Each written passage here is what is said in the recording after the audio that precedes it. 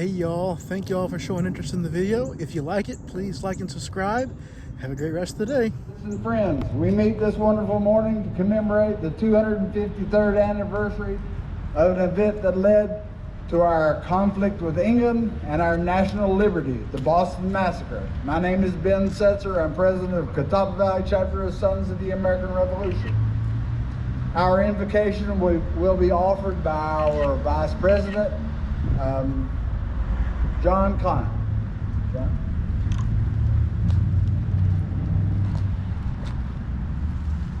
Let us pray.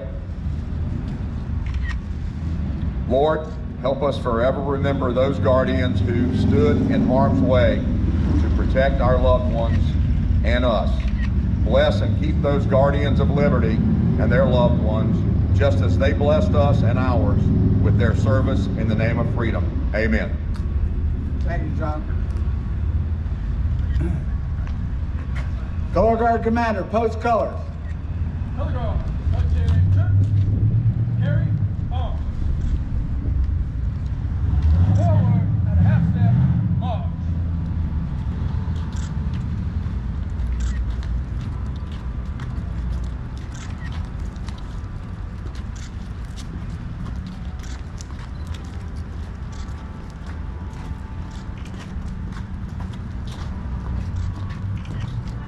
Color Guard, halt.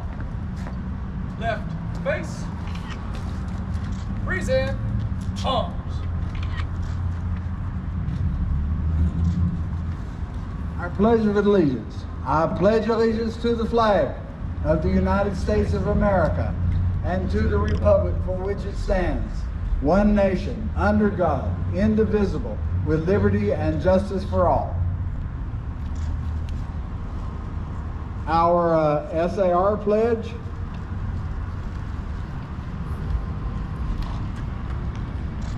We, the descendants of the heroes of the American Revolution, who by their sacrifices established the United States of America, reaffirm our faith in the principles of liberty, our constitutional republic, and solemnly pledge ourselves to defend them against every foe. Color Guard, carry arms. By the right about, face. Post national colors.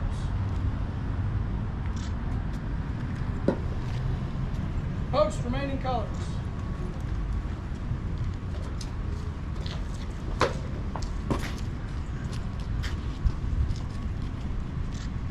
Left face. Forward. Off.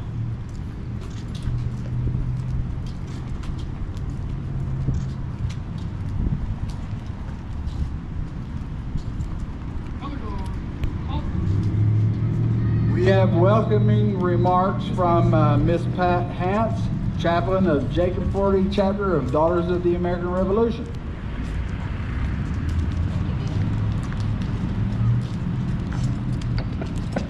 Good morning. I bring greetings to you today from the Jacob 40 chapter, Daughters of the American Revolution, in remembrance of the Boston Massacre.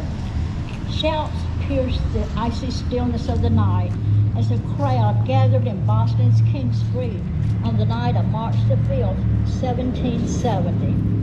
The observations of only 2 female eyewitnesses to the massacre have reached us today. These women are Jane Whitehouse and Elizabeth Avery. Jane Whitehouse served as a witness for the defense at the trial of Captain Preston, and Elizabeth Avery watched the shooting from the 2nd floor of the Custom House. So today, we remember this event and the American Revolution. Thank you. Thank you.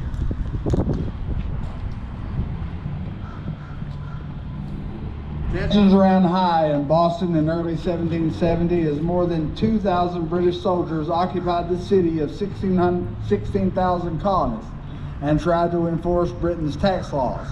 On March 5th, after months of agitation by British occupation and taxation, the Bostonians and Redcoats clashed in the streets of Boston.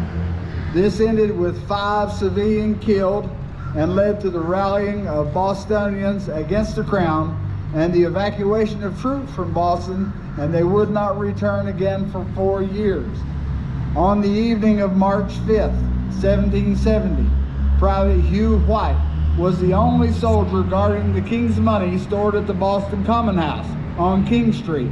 That evening, colonists began insulting and threatening him. At some point, White fought back and struck a colonist with his bayonet. In retaliation, the colonists pelted him with snowballs, ice, and stones. Bells started ringing throughout the town, usually a fire warning, sending a mass of male colonists into the streets. As the assault on White continued, he eventually fell and called for reinforcements. In a response to White's plea, along and fearing mass riots and the loss of the King's money, Captain Thomas Preston arrived on the scene with several soldiers and took up a defensive position in front of the Custom House. Worried that bloodshed was inevitable, some colonists reportedly pleaded with the soldiers to hold their fire as others dared them to shoot. Preston later reported that a colonist told him they planned to carry White off from his post and to kill him. Violence escalated as the colonists struck the soldiers with clubs and sticks.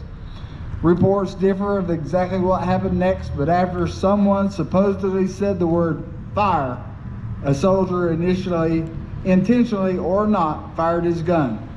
Once the first shot rang out, other soldiers opened fire, killing 5 colonists, including a sailor, Crispus Attucks, a rope maker, Samuel Gray, a mariner, James Caldwell, all who died on the spot, along with Samuel Maverick and Patrick Carr, who were mortally wounded and died sometime later. 6 other patriots were wounded. Within hours, Preston and his soldiers were arrested. A town meeting was called, demanding removal of the British from Boston and the trial of Captain Preston. We see you. Thank you. And his men for murder. At the trial, John Adams and Josiah Quincy II defended the British, leading to their acquittal and release. Samuel Quincy and Robert Treat Payne were attorneys for the prosecution. The Boston Massacre was the signal leading to the Revolutionary War. It led directly to the royal governor evacuating the occupation army from Boston and soon bringing revolution to all of the American colonies. Our speaker today will be Dr. Joseph Warren, Boston native and a member of the Sons of Liberty.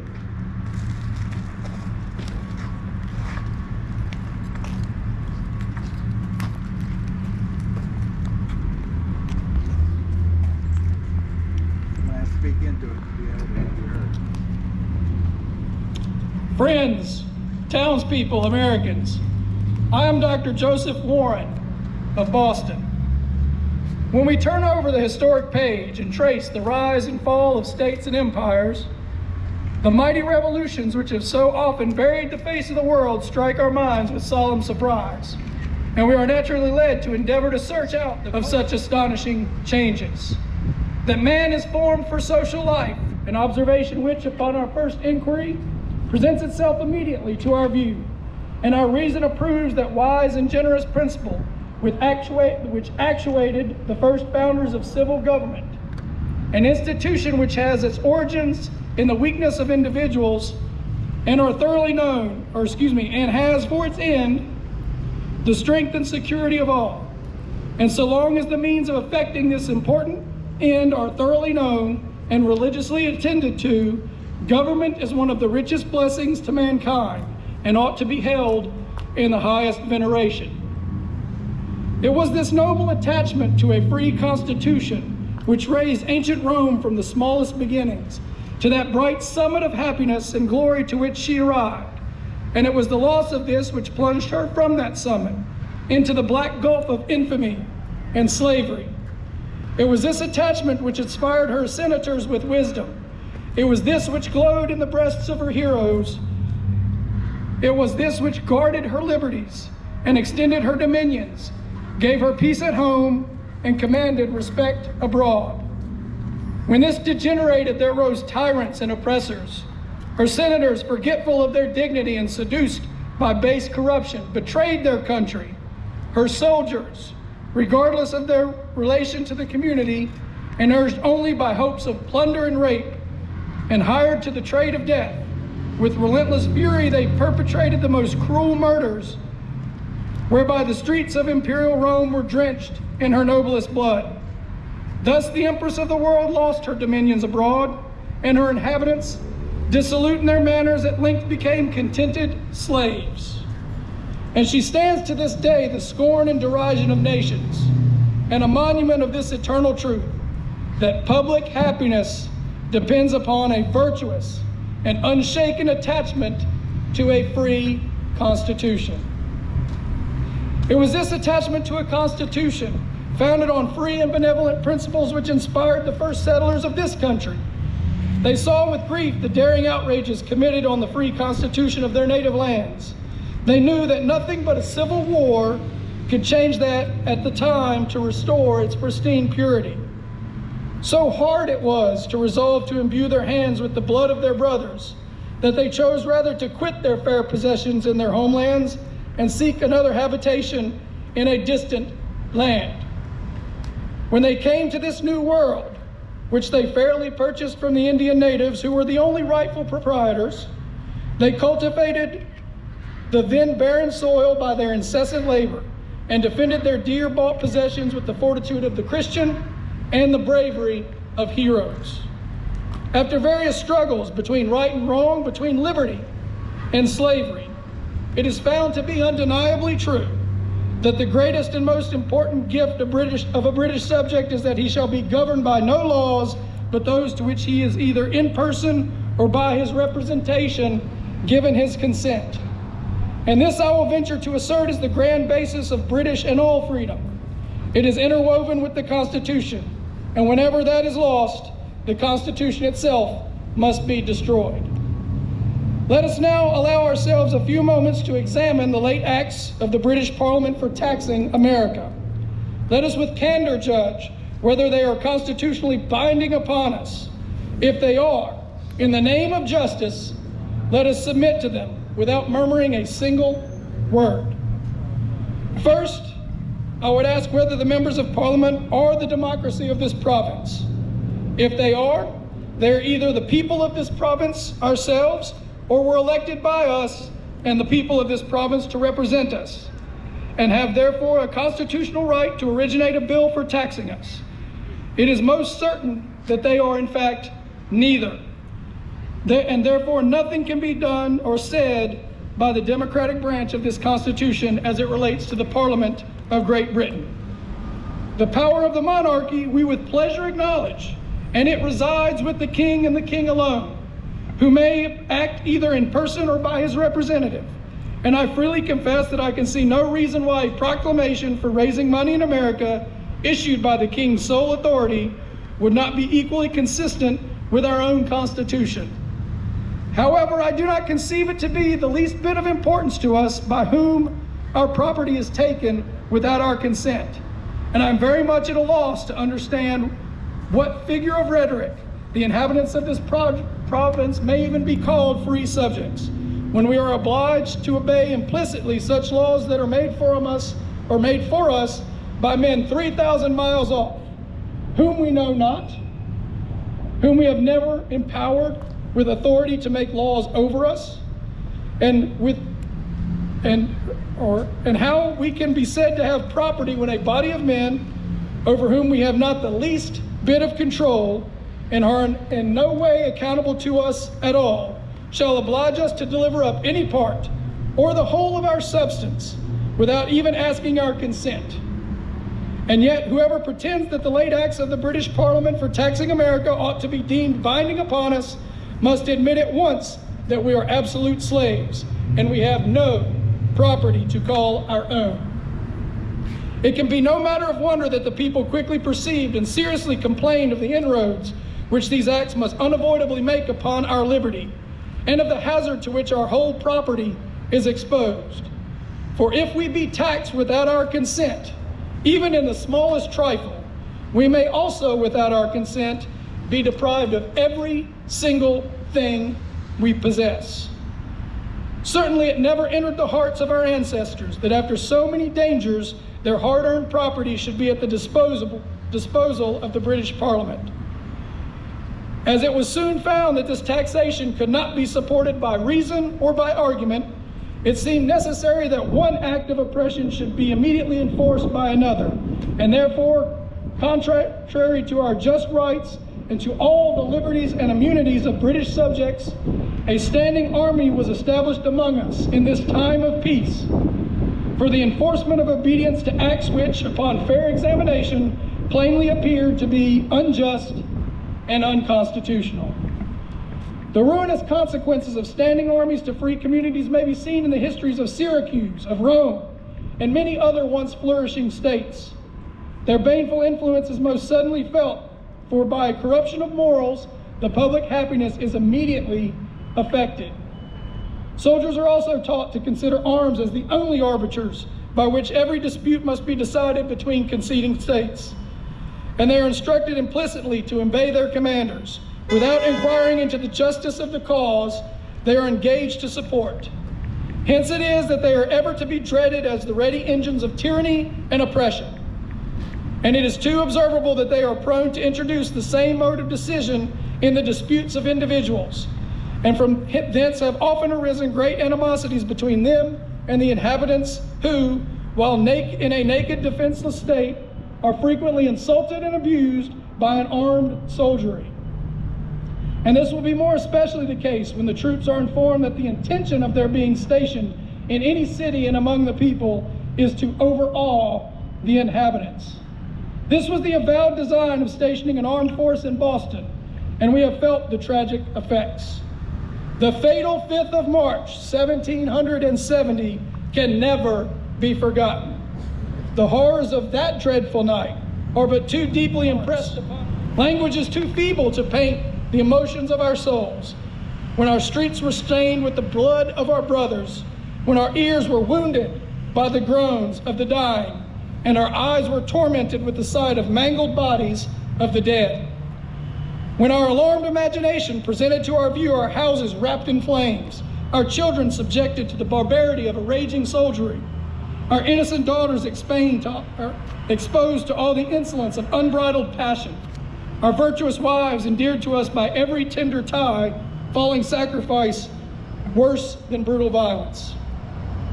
When we beheld the authors of our distressing parading in our streets and drawing up in a regular battalion, as though in a hostile city, our hearts beat to arms. We snatched our weapons, almost resolved by one decisive stroke to avenge the death of our slaughtered brothers and to secure from future danger all that we held most dear. But heaven forbade the bloody carnage and saved the threatened victims of our keen resentment, not by their discipline and not by their regular army. No, it was loyal George's livery that provided their shield. It was that which turned the pointed engines of destruction from their breasts. With calm reason, you, the inhabitants of this town, immediately urged the departure of the troops. You obtained your wishes, and the removal of the troops was effected without one drop of their blood having been shed by us. The immediate actors in this tragedy of that night were surrendered to justice. They have been tried by this country and acquitted of murder, and they are not to be arraigned again in any earthly bar. But surely the men who have promiscuously scattered death among the innocent inhabitants of this city ought to see well that they are prepared to stand at the bar of that most powerful and omniscient judge. And all those who encourage the stationing of troops in this place have reasons of eternal importance to reflect with deep contrition and humbly repent of their immoral schemes. You have, my friends and countrymen, frustrated the designs of your enemies by your unanimity and fortitude. It was your union and determined spirit which expelled those troops who polluted your streets with the innocent blood of our brothers. You have appointed this anniversary as a standing memorial of the bloody consequences of placing an armed force in a populous city, and you have delivered and of your deliverance from the dangers which then seemed to hang over your heads. And I am confident that you will never betray the least bit of spirit when called upon to guard your freedom. None but they who set just value upon the blessings of liberty are worthy to enjoy her. Your illustrious fathers were her zealous defenders. They underwent the most rugged toils in her defense while they lived, and while dying, bequeathed the dear inheritance to your care. Do not suffer your liberties to be ravished from you by a lawless force, or cajoled away by the flattery and fraud of politicians. The voice of your father's blood cries to you from the ground, my sons scorned to be slaves. Here we toiled for the happy residence of liberty. Was it in vain that we fought? In vain that we bled? If you are offspring, who in want for valor to repel the assaults of her invaders, stain not the glory of your worthy ancestors, but like them resolve never to part with our birthright. Be determined in our exertions for the preservations of our liberties. Follow not the diktats of passion, but enlist yourselves under the sacred banner of reason. Use every method in your power to secure your rights. If you, with the united zeal and fortitude, oppose the torrent of oppression, if you feel the true fire of patriotism burning in your breasts, if you from your souls despise the most gaudy dress that slavery can wear, if you perform your part, you must have the strongest confidence that the same almighty being who protected your pious and venerable forefathers, who enabled them to turn this barren wilderness into a fruitful field, and who so often bared his arms for their salvation, will still be mindful of you, their offspring.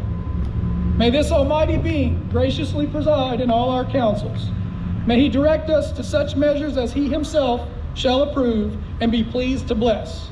May we ever be a people favored by God. May our land ever be a land of liberty, a seat of virtue, the asylum of the oppressed, and the name and a praise in the whole earth, until the last shock of time shall bury all the empires of the world in one common, undistinguished ruin. I thank you folks very much for your invitation and your time. Thank you.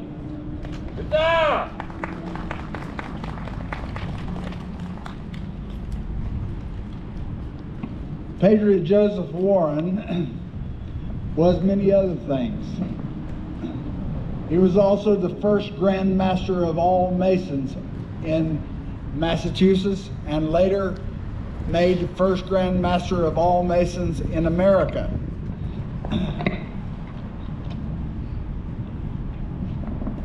This is what he spoke was a portion of the oration that Dr. Warren gave on the 2nd anniversary of the Boston Massacre. On June 14th, 1775, 3 days before the Battle of Bunker Hill, actually Breed's Hill, Dr. Warren was elected Major General of the Provincial Congress of Massachusetts and was killed 3 days later on June 17th at the Battle of Bunker Hill. Brother Dan Beal, Treasurer of Catawba County, Catawba Valley Chapter of Sons of the American Revolution, will speak on other Masons of the Revolution. Brother Dan?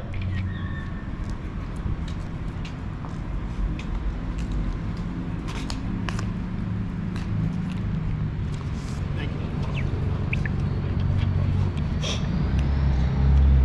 Most Americans know, for example, the main outlines of the lives of such famous Masons as George Washington, Paul Revere, John Paul Jones, the Marquis de Lafayette, Henry Knox, and Joseph Warren.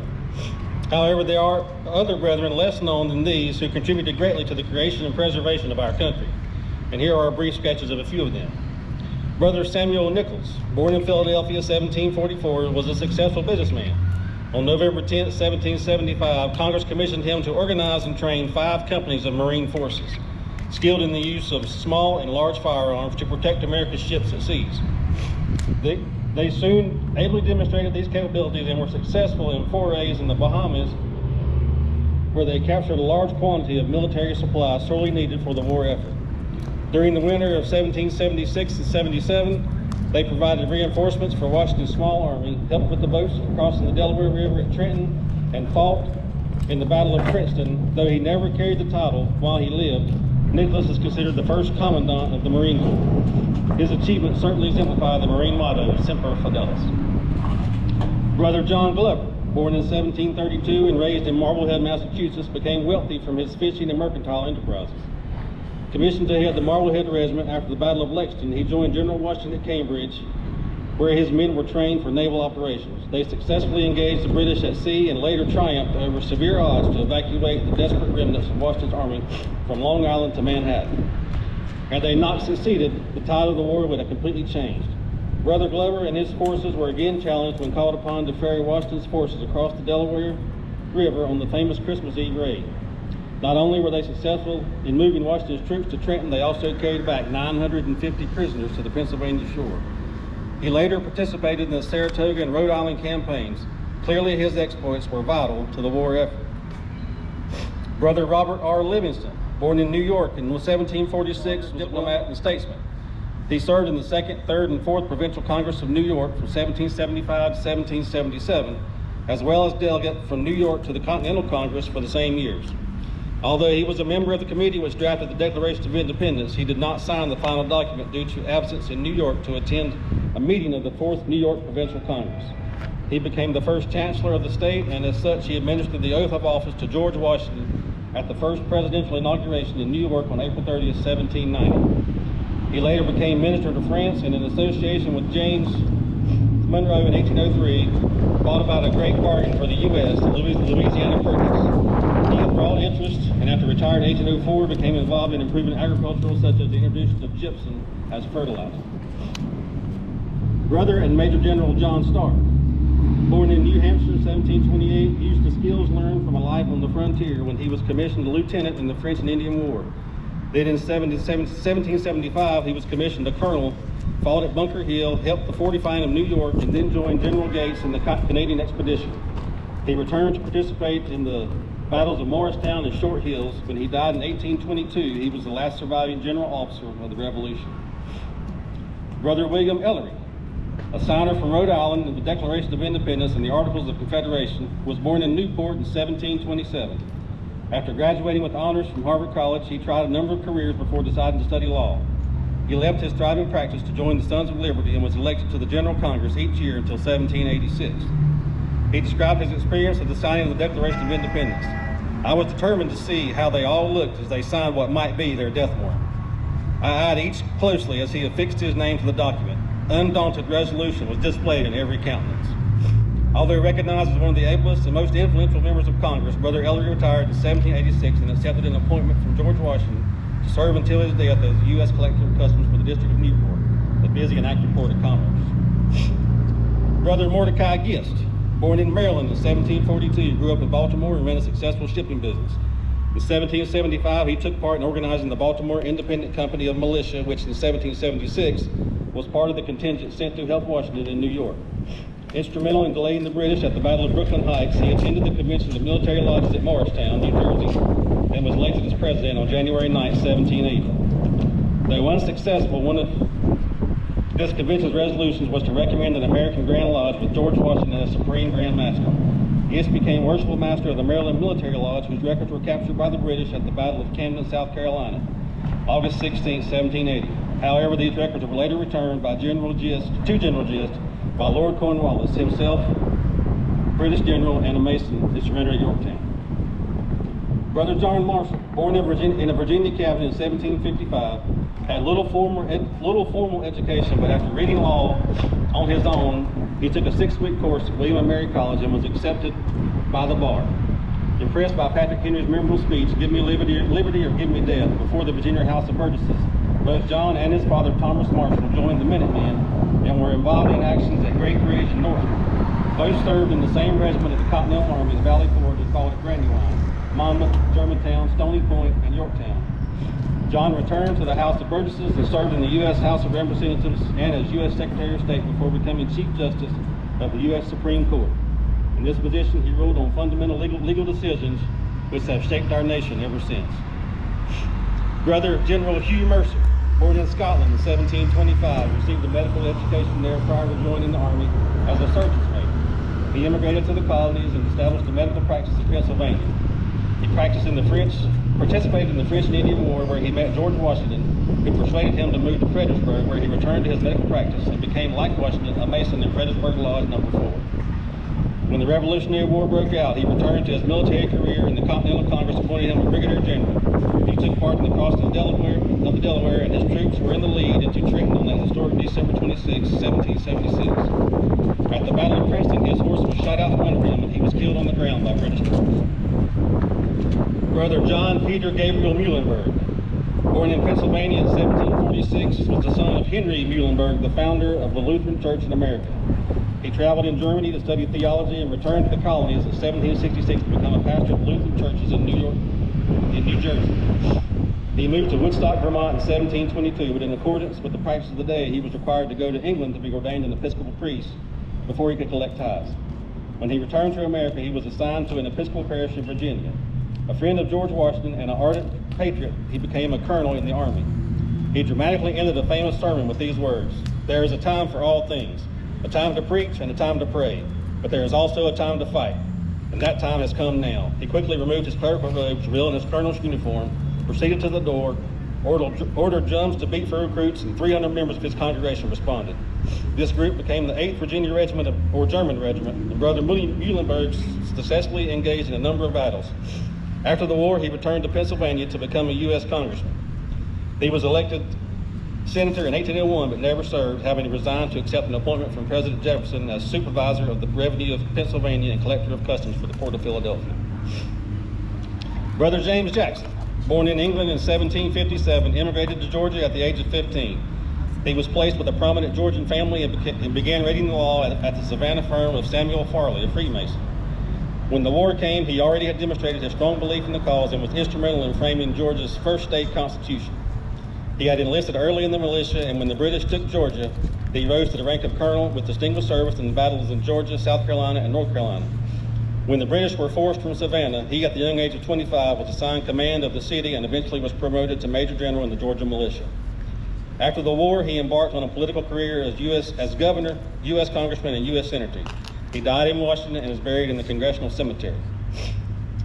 Brother Israel Putnam, born in 1718 in Massachusetts, farmed until he volunteered to serve in the French and Indian Wars. Made a Mason by a British Army Lodge, he performed so well militarily that he was named to head the Connecticut militia. Captured by the Indians in a skirmish, he was rescued by French officers and eventually was released in a prisoner exchange. After returning to farming in Connecticut, he heard there was fighting at Lexington and Concord, left the field he was plowing, saddled his best horse, joined Dr. Joseph Warren in Massachusetts, was placed in charge of training the volunteers, and was directly involved at the Battle of Bunker Hill. He was at Warren's side when Warren fell, and was the only Major General to serve from the start to the end in the Revolution. When he died in 1790, over 3,000 people attended his funeral in Brooklyn, Connecticut, a small rural town. Thank you. Thank you, Brother Dan.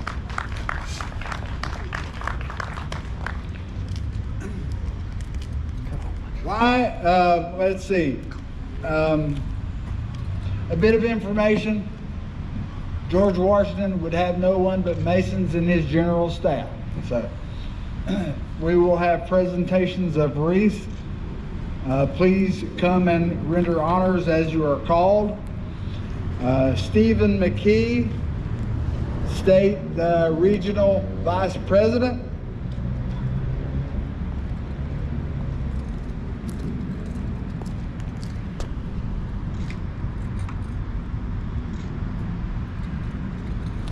Ray Maxson, Mecklenburg Chapter of Sons of the American Revolution.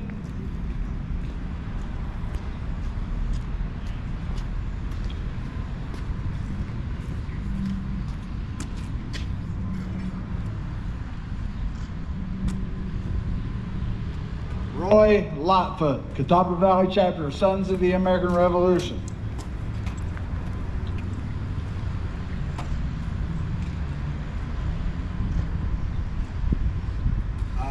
We have Larry Anderson, Colonel Daniel Boone Chapter, Sons of the American Revolution.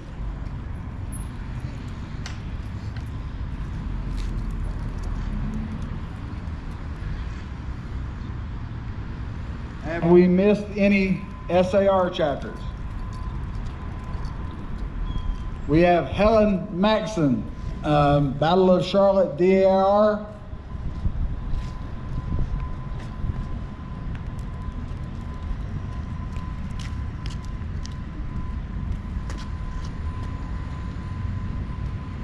have Pat Hance, Jacob Forney chapter, Daughters of the American Revolution.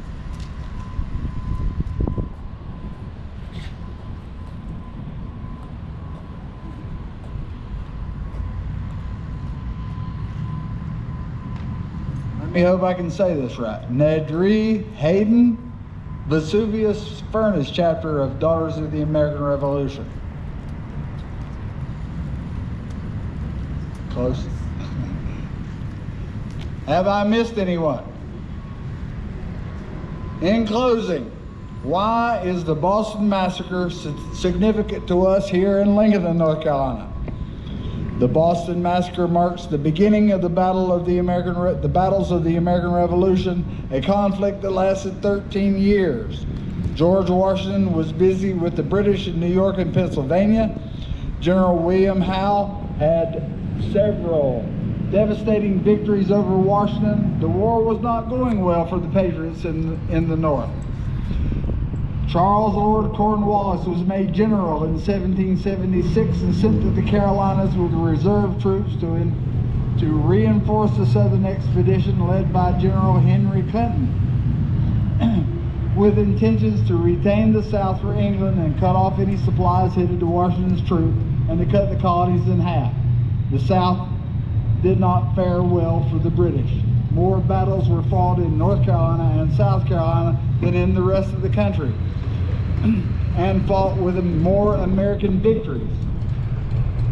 With the Battle of Ramseur's Mill that took place here in Lincoln on June 1780, and the Battle of Kings Mountain in October of 1780, the Battle of Cowpens in January of 1781, and Cornwallis burning his baggage here in Lincoln again in January of 1781 in a failed attempt to lighten his load and to catch General Morgan, who held many of his prisoners. All of this ended with Cornwallis' surrender, October 1781 in Yorktown, but hostilities finally ended with the Treaty of Paris in 1783, concluding a 13-year war. Retirement of colors. Color Guard Commander, retire colors in place. Colors are retired, in place. Okay. Our SAR recessional. Until we meet again, let us remember our obligation to our forefathers who gave us the Constitution, the Bill of Rights, an independent Supreme Court, and a nation of free men. Our benediction will be led by Roy Lightfoot. Please pray in your own manner. Gracious Father, thank you for making this day successful. As we depart, we ask you to be with us. May your Spirit go with us and keep us in our journey home. Thank you for your strength and hope. We thank you for this wonderful time that we've shared. May we honor you in everything we do. Thank you all once again, and as Dr. Warren said, the Boston Massacre shall never be forgotten. Thank you.